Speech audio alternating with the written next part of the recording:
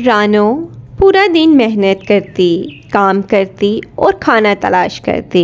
जब खाना मिल जाता तो अपने और अपने बेटे के लिए घर लेकर जाती। आज घर जाकर जग्गू को कहूँगी, अब मुझसे खाना नहीं ढूंढा जाता, मैं अब बूढ़ी हो गई हूँ, अब खुद खाना लाया कर। रानो घर जाती है तो जग्गू अभी तक सोया हुआ होता है। उसको देखकर, हाय अभी तक सोया पड़ा है, मैं पूरा जंगल फिर आई हूँ और ये सोया पड़ा है, उठ जग्गू खाना खा ले। रानो की आवाज़ सुनकर जग्गू उठ जाता है। क्या माँ सोने भी नहीं देती, कितने मज़े के ख्वाब देख रहा था, बस मेरे ही पीछे पड़े रहते हो।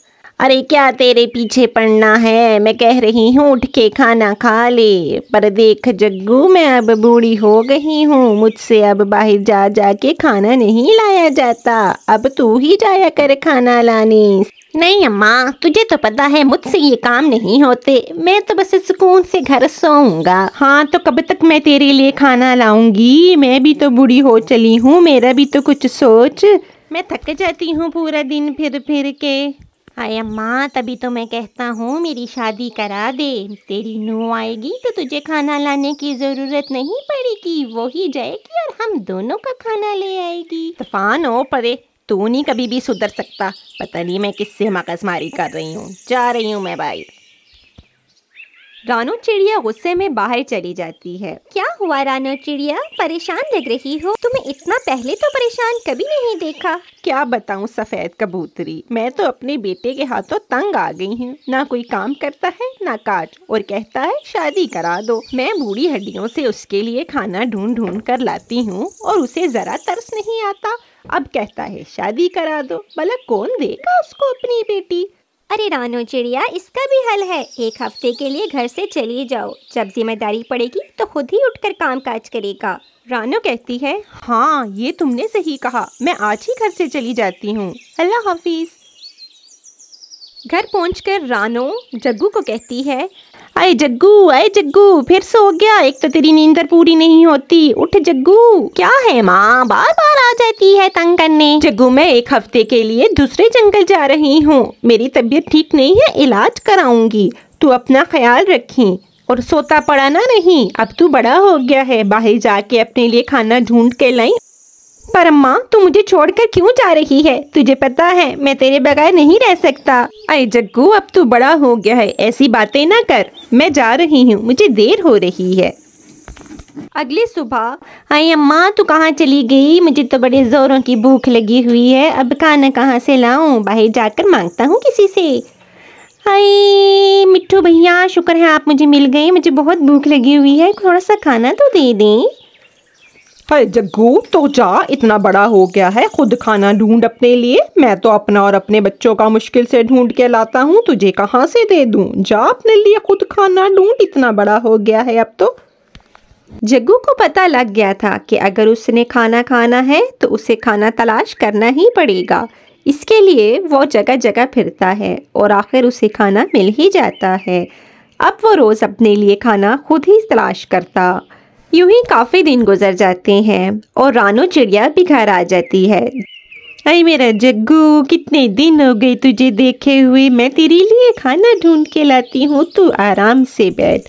नहीं अम्मा, अब तुम आराम करो, मैं तुम्हारे लिए भी खाना खुद लेकर आऊँगा और अपने लिए भी, अब तुम्हें बाहर जाने की कोई ज़रूरत नहीं है। तो प्यारे दोस्तों, बाज़ औक़ात हमें अपने बच्चों पे जिम्मेदारी डालनी ही पड़ती है ताकि वो अपने काम खुद से अच्छी तरह से कर सकें, यही उनके लिए बेहतर होता है। अल्लाह हाफिज़। टूनी चिड़िया और कालू कौवे में गहरी दोस्ती थी, दोनों के ही अपने अपने खेत थे। टूनी बहुत ज़्यादा मेहनती थी और वो अपने खेतों का बहुत ख्याल रखती थी, जबकि कालू कौवा बहुत ज़्यादा सुस्त था, जिसकी वजह से उसके खेत अक्सर ही सूख जाते थे। एक दिन टूनी चिड़िया कालू कौवे के घर आती है। कालू भैया जल्दी करिए, देर हो रही है, हमें फसल काटने जाना है। क्या बात है टूनी, क्यों चला रही हो सुबह सुबह।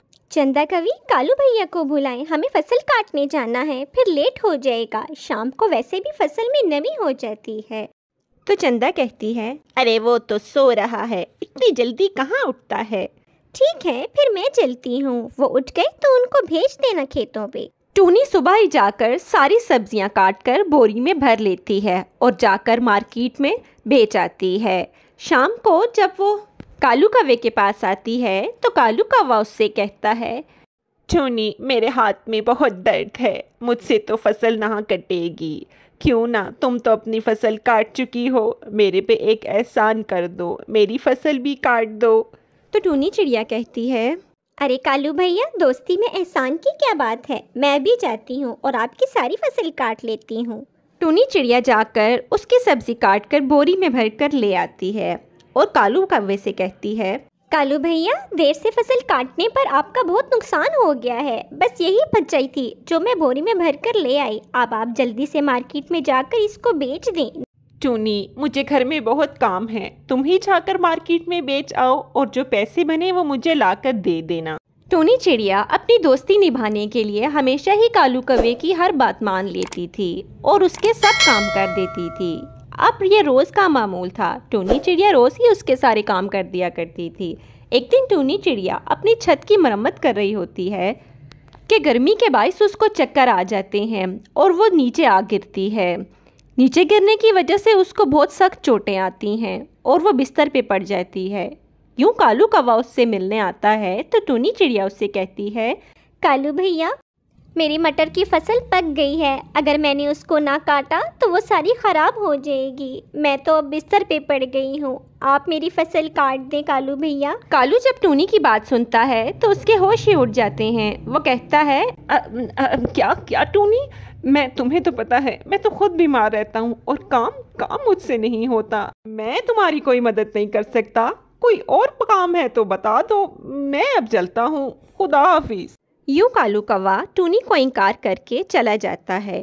टूनी को उसके इनकार पर बहुत दुख होता है और वो रोने लगती है। उसे उसके इनकार की इस तरह उम्मीद नहीं थी। कुछ दिनों बाद जब वो अपनी फसल पे जाती है तो देखती है कि उसका खेत तो सारा सूख गया है।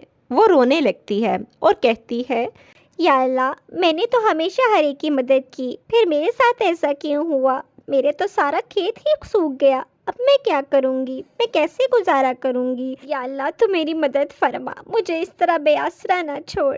टूनी को रोता देखकर पीली चिड़िया उसके पास आती है और कहती है, टूनी, तुम फिक्र मत करो, तुमने हमेशा दूसरों की मदद की है। इंशाल्लाह तुम्हारे साथ भी अच्छा होगा। अल्लाह ताला तुम्हारी मदद ज़रूर करेंगे। तुम बिल्कुल भी मत रो और परेशान मत हो। अभी वो बात ही कर रहे होते हैं कि उसका खेत हरे भरे खेत में तब्दील हो जाता है। तो टूनी कहती है, ये तो कोई जादू लगता है। या अल्लाह, तेरा शुक्र है, तूने मुझ पे रहम फरमाया। अब टूनी कालू कौवे से दोस्ती तोड़ देती है। दूसरी तरफ कालू कौवे की सुस्ती की वजह से उसके सारा खेत तबाह हो जाता है। अब उसके पास पछतावे के